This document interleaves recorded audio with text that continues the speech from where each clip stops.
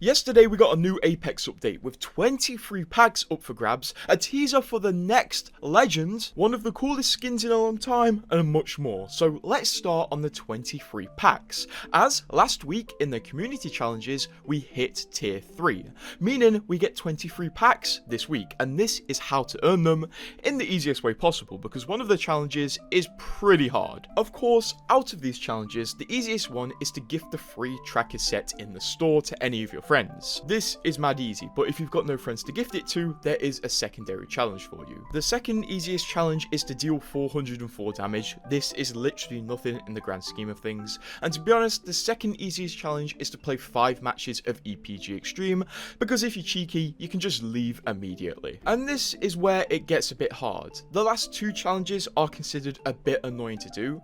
The least annoying one out of these 2 is to thank a squad mate in 4 different matches. The best way I found to do this was to literally beg for people to ping things in chat and then pick up whatever they pinged and then thank them in 4 different matches. But the hardest one was, as a skirmisher legend, scan a care package, then collect a weapon from it 2 times. There's a few specifics with this challenge. First of all, the weapon has to be a red weapon. It doesn't work with gold weapons. And second of all, you kind of have to wait till late game to complete this. The way I did it was to pick a legend with good movement capability and that can traverse land quickly, like Pathfinder or Wraith, and literally just wait for care packages to drop, scan them, and then run towards them at max speed. If you're on a map like Stormpoint, you can use the trident to get close to the care packages quickly, and I did this within a few games of ratting. A lot of people are having a lot of trouble with these, but honestly, if you really are having trouble, just rat and wait for the care packages. And then that's it, you get 23 Apex packs, which is pretty cool. And if you open 10 or more of these packs, you will get the free Spark bonus pack that Respawn have put in, which is a Lost Treasures retro pack, so you get any item from the Lost Treasures event, which is pretty cool as well. And unfortunate news everybody, that's it for the Creator Commissioner challenges. We did manage to get 83 packs throughout this whole season, which is absolutely amazing. So well done everybody, and I think this is the most Respawn have ever given away for free. Moving on though, while you do these challenges, you may hear meowing within the Apex maps, and this isn't an Easter egg or a glitch or your friends meowing at you, but instead, this is a teaser for the next legend. The teasers have officially begun, and the teaser is in the form of a cat that spawns on every single map in random locations, and you just have to find it by following the meows. I found it at this point on Stormpoint, went up to it, it doesn't really have any interaction apart from looking at you and meowing at you, and yes, I did answer the question you're all thinking right now. You can shoot it, it does seemingly take damage, and then it just disappears after you shoot it, and drops like a little blue thing that fizzles out of existence.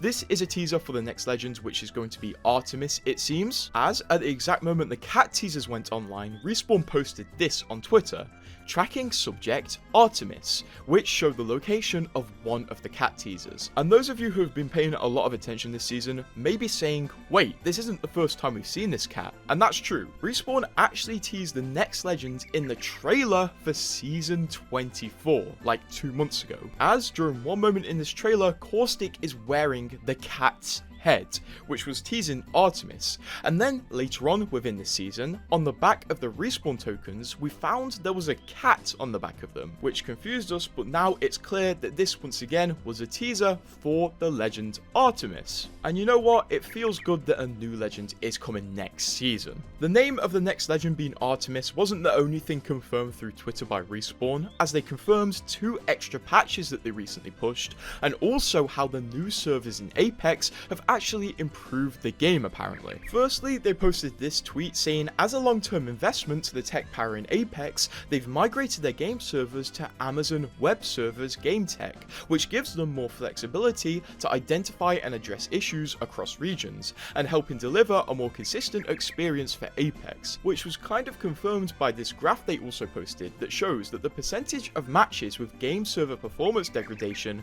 has gone down drastically.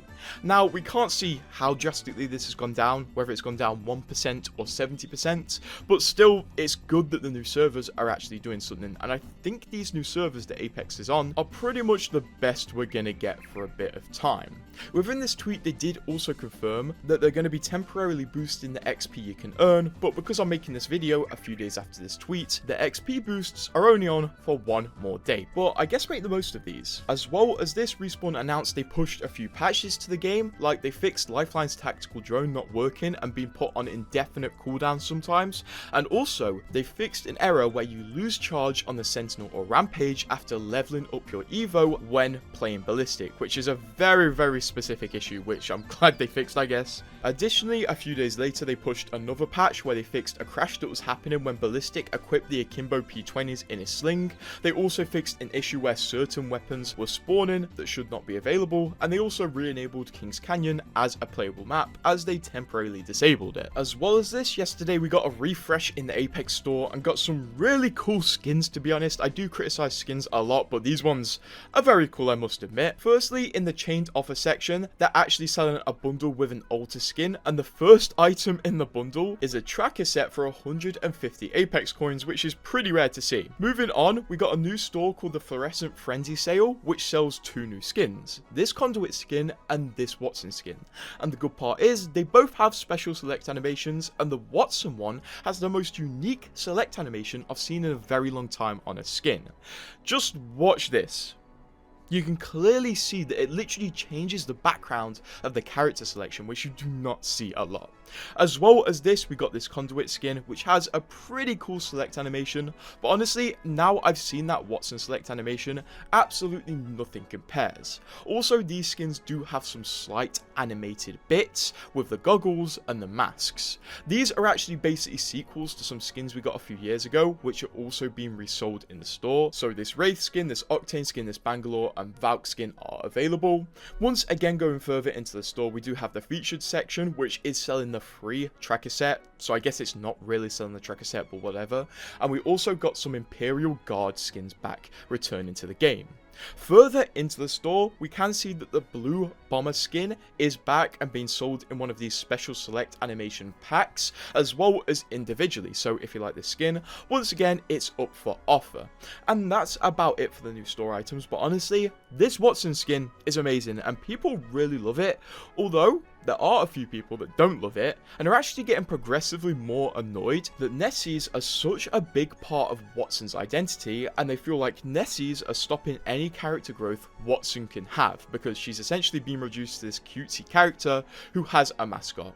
I'm not sure how I feel about this. I think the Nessies are the ultimate marketable plush meme, so Respawn are gonna keep leaning into these as long as people keep buying Nessies. I don't know who keeps buying these Nessie plushes, but they should stop. Well, yeah, that's a strange argument that's been going on recently. But honestly, lately the game's been looking up a lot. They've been making some questionable decisions that I don't really know why they made, but they've also been making some good decisions, like literal new servers, the same one's Fortnite run, which is pretty good, honestly. I think next week we are going to start seeing more teasers for the next Legends, and I'm pretty sure Respawn are literally going to show us the Legends on one of the banners in E-District, or at least that's what the rumors are. So I would definitely keep an eye out for next Tuesday, which is when the update will go live, and the best way to keep updated is to subscribe to me.